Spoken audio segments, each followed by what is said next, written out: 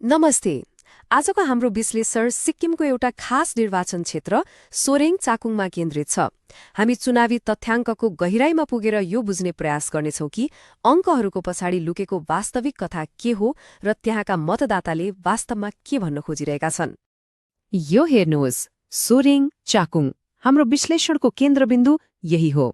हेर्दा त कति सुन्दर शान्त पहाडी क्षेत्र होइन र?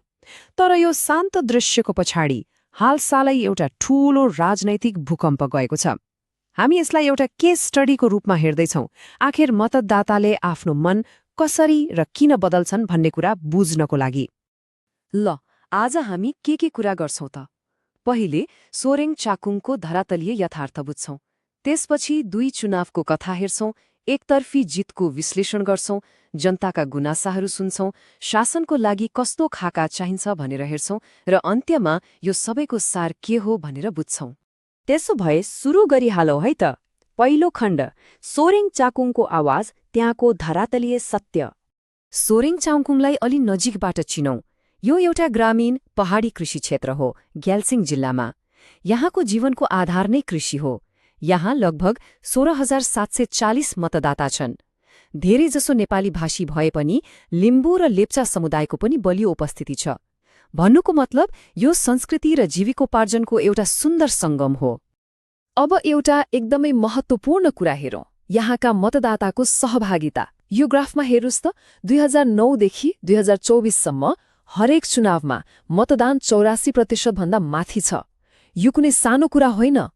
यसले के देखाउँछ भने यहाँका नागरिकहरू राजनीतिक प्रक्रियामा गहिरोसँग जोडिएका छन्।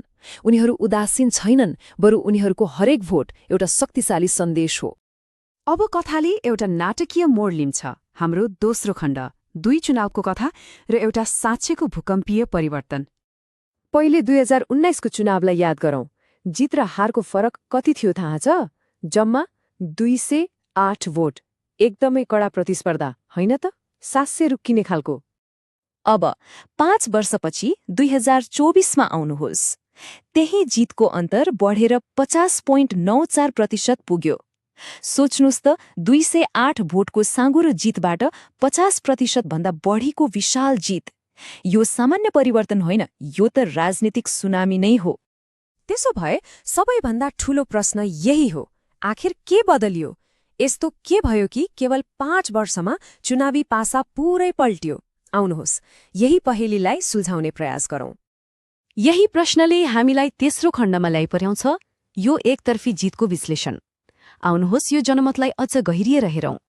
यो तालिकाले एउटा लामो कथा बताउँछ। एसडीएफ पार्टीको मत प्रतिशतमा ध्यान दिनुहोस्। 2009मा उनीहरूको पकड 66.5% थियो। त्यसपछि 2014मा घट्यो, 2019मा झिनो अन्तरले हारे र 2024मा त केवल 21%मा झर्यो।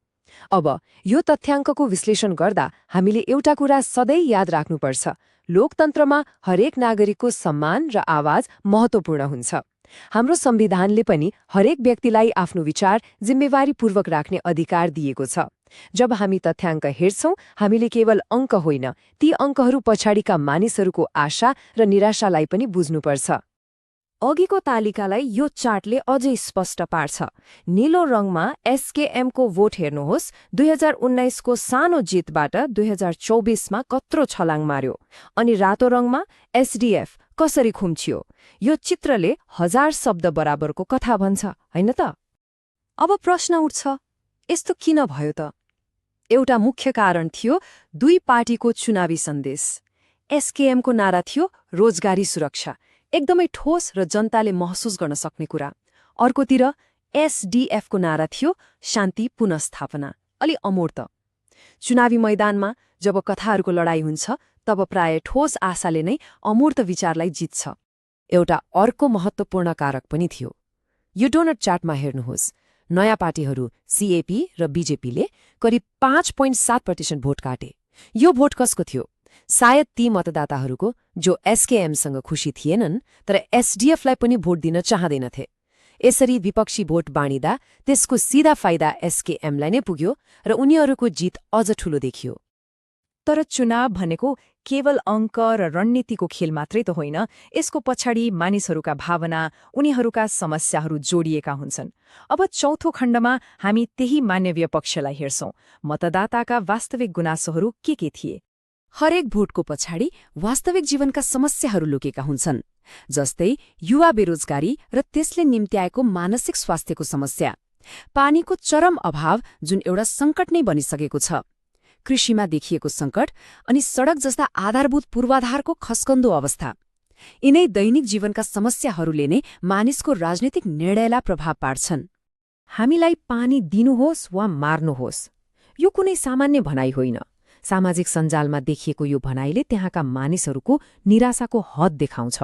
यो एकदमै शक्तिशाली छ। जब पानी जस्तो आधारभूत आवश्यकता अस्तित्वको लडाईँ बन्छ, तब त्यो भावनाले मतपत्रमा विद्रोहको रूप लिन सक्छ। त्यसो भए यस्ता गहिरो समस्याहरूको समाधान के त? हाम्रो स्रोतले यसको लागि एउटा बाटो पनि सुझाएको छ। खण्ड 5, शासनको लागि एउटा खाका। यो रणनीतिलाई चतुर्मुख सिद्धान्त भनिएको छ, अर्थात् 4वटा मुख्य आधारहरू। पहिलो, धरातलमा गएर जनताका वास्तविक गुनासाहरू बुझ्ने। दोस्रो, एउटा स्पष्ट र आशा जगाउने सन्देश दिने। तेस्रो, विपक्षीको अवस्था कस्तो छ भनेर विश्लेषण गर्ने। र चौथो, आफ्नो स्रोत साधनलाई सही ठाउँमा सही तरिकाले परिचालन गर्ने। यो सिद्धान्तलाई कार्यान्वयन गर्न एउटा 90 दिने कार्ययोजना पनि प्रस्ताव गरिएको छ। पहिलो 30 दिन जनतासँग फेरि जोडिने, अर्को 30 दिन आफ्नो एजेन्डा स्पष्ट पार्ने र सम्भावित गठबन्धन बनाउने, र अन्तिम 30 दिन आफ्नो सन्देशलाई लिएर पूर्ण शक्तिले अगाडि बढ्ने। यो एकदमै व्यावहारिक र चरणबद्ध योजना हो। र यो खाकाको एउटा एकदमै महत्त्वपूर्ण पाटो हो सञ्चारको आधुनिकीकरण। अबको समयमा राजनीतिको ग्राउन्ड गेम डिजिटल भइसकेको छ। युवा मतदाताहरू मात्र होइन, धेरैजना व्हाट्सएप, इन्स्टाग्राम र फेसबुकमा सक्रिय छन्। तर यो डिजिटल संवादको पनि एउटा सीमा र मर्यादा हुन्छ। भारतको डिजिटल व्यक्तिगत डेटा संरक्षण कानूनले पनि नागरिकको गोपनीयता र सहमतिको महत्त्वलाई दर्शाउँछ। मतदातासँग डिजिटल माध्यमबाट जोडिनु राम्रो हो, तर उनीहरूको व्यक्तिगत जानकारीको सम्मान गर्दै र उनीहरूको सहमति लिएर मात्रै। ल, अब हामी हाम्रो अन्तिम खण्डमा आइपुगेका छौं। यी सबै तथ्याङ्क र रणनीतिभन्दा माथि उठेर हेरौं, राजनीतिभन्दा परको उद्देश्य के हो त? त्यसो भए यो सम्पूर्ण विश्लेषणको सार के हो त? याद छ हामीले सुरुमा त्यो 84% भन्दा बढीको मतदाता सहभागिताको कुरा गरेका थियौं? त्यो सहभागिता सन्तुष्टिको संकेत होइन, त्यो त उच्च अपेक्षाको संकेत हो। जनताले भनिरहेका छन्, हामीलाई तपाईबाट धेरै आशा छ। यो प्रशंसा होइन, यो त वास्तविक शासनको लागि एउटा जोरदार माग हो। अनि यसले हामी सबैको अगाडि एउटा गम्भीर प्रश्न खडा गर्छ। जब मतदाता यति धेरै जागरूक र अपेक्षाले भरिएका हुन्छन्, तब वास्तविक शासनको लागि जनादेश कसरी कमाइन्छ? र त्योभन्दा पनि महत्त्वपूर्ण, कमाएको विश्वासलाई कसरी जोगाइन्छ? यदि तपाईँ पनि जनता केन्द्रित नेता बन्न चाहनुहुन्छ र आफ्नो निर्वाचन क्षेत्रको उत्थान गर्न चाहनुहुन्छ भने blueprintstrategies.ai सँग mgr@blueprintstrategies.ai मा सम्पर्क गर्नुहोस् वा 08042041602 मा फोन गर्नुहोस्। राजनीतिभन्दा परको उद्देश्य।